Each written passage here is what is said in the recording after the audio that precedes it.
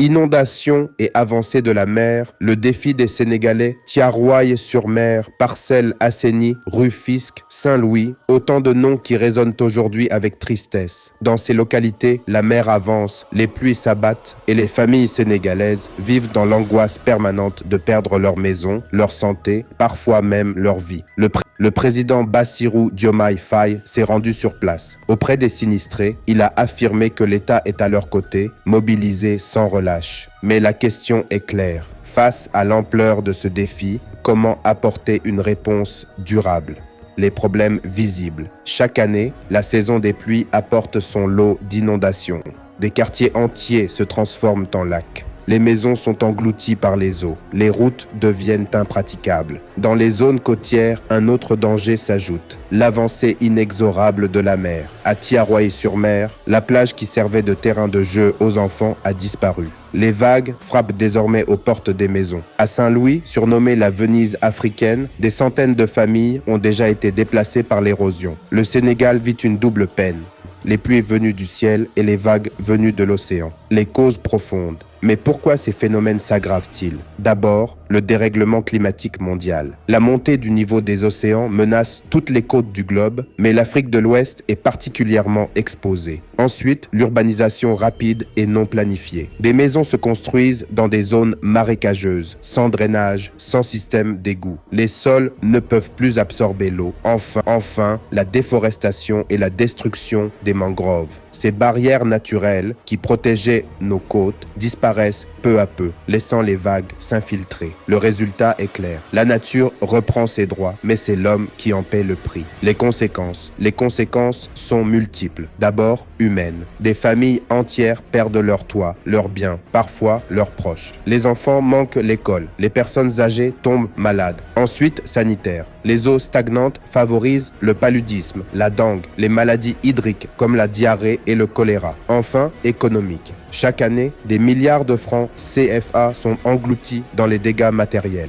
les reconstructions, les aides d'urgence. Des commerces ferment, des routes se dégradent, des activités de pêche et de tourisme disparaissent. L'inondation n'est pas qu'un phénomène naturel, c'est un frein direct au développement.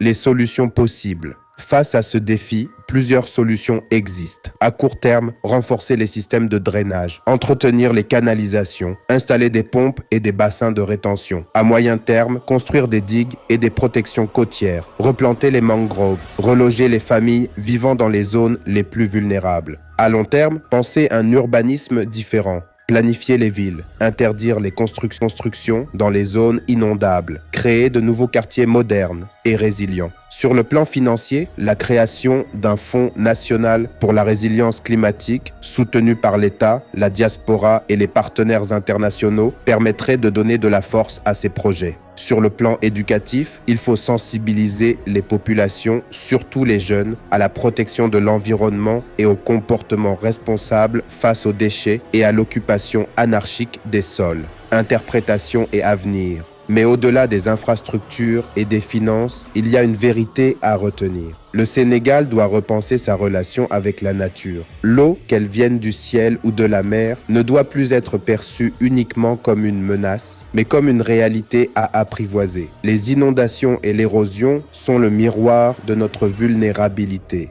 Mais elles peuvent aussi être le moteur d'une transformation historique, celle d'un pays qui choisit la résilience, l'innovation et la solidarité. Le président l'a dit, l'État est mobilisé, mais l'État seul ne suffit pas. La réussite passera par une alliance entre le gouvernement, les collectivités locales, la société civile, les ingénieurs et surtout les citoyens, car la solution est aussi entre les mains du peuple sénégalais.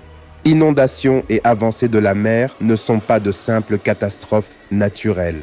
Elles sont un test pour nos dirigeants, un test pour nos communautés, un test pour l'avenir du Sénégal. La question est simple, saurons-nous transformer cette menace en opportunité, ce danger en moteur de changement? L'histoire nous le dira, mais une chose est sûre, le temps d'agir, c'est maintenant.